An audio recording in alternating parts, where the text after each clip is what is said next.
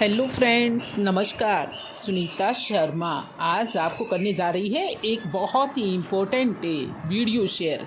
जी, आज की वीडियो बहुत ही इम्पोर्टेंट होने वाली है दोस्तों, इसलिए इसे बिना स्किप किए हुए आप देखते रहें और इन व्यूज़ का ये जो सुंदर से व्यू आपके सामने आ रहे हैं उसका आनंद उठाते रहें।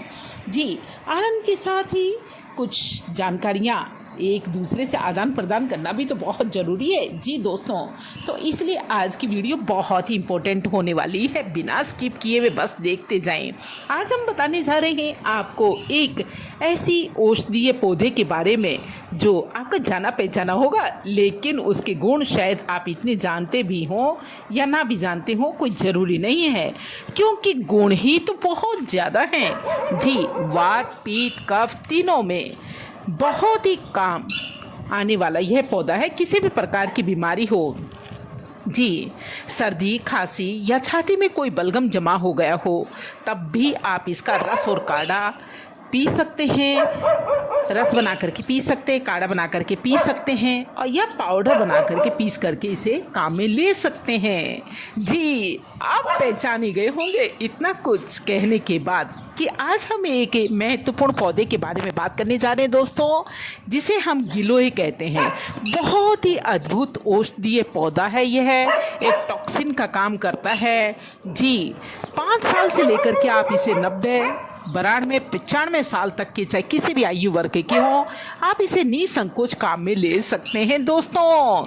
यह है आपका अमरावती या अमृतवल्ली या वर्जू या अमृता का पौधा, आप जो भी कहें, अमृता यानी खुद भी नहीं मरता और हमें भी अमर कर देने वाला यह पौधा है दोस्तों। पौधे में बहुत ही औषधीय गुण हैं। अगर जोड़ों का किसी को दर्द है तब भी यह बहुत राहत पहुंचाता है। गठिया किसी को हो गया है तब भी इससे बहुत छुटकारा मिलने की संभावना रहती है। चर्म रोग, सर्दी खांसी या टीबी या कैंसर, डायबिटीज़ या किसी भी प्रकार की इन्फेक्शन शरीर में अगर हो गया हो, तो आपको पूरी तरह से निजात दिलाने के लिए यह पौधा बना ही है शायद।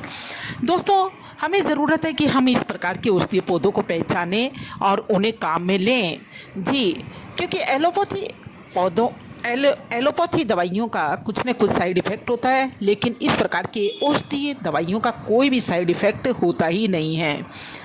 तो यह है गिलोय का पौधा। हार्ट से संबंधित किसी भी प्रकार की कोई भी डिसीज़ हो तब भी इसका इलाज होता है।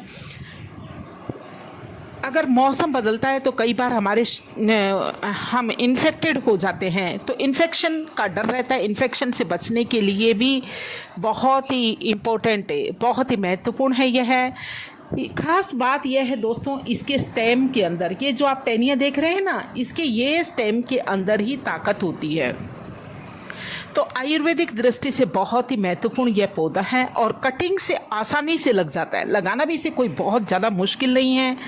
अस्थमा हो गया हो किसी को तब भी राहत दिलाता है, या ख़ासतौर से ऐसे व्यक्ति जो किसी पॉल्यूटेड एरिया के अंदर रहते हैं, मजबूरी है रहना उनका, तो उसके अंदर भी जो है इसे चाय की तरह आप प्रतिदिन जो है चाय की तरह इसे काम में ले सकते हैं। इसके लिए आपको 3-4 इंच जो है इसकी एक स्टेम ले करके उसको थोड़ा सा कूट करके और उसका काढ़ा बनाना पड़ेगा दोस्तों। 3-4 आप चाहे तो स्वादानुसार काली मिर्ची डाल लीजिए, और जब इसे ढक करके उबालिए बिल्कुल ठीक चाय की तरह, और जब थोड़ा सा कम होने लगे तो आप इसके रस को पी लीजिए दोस्तों। इसमें बहुत ही रोग प्रतिरोधक क्षमता होती है।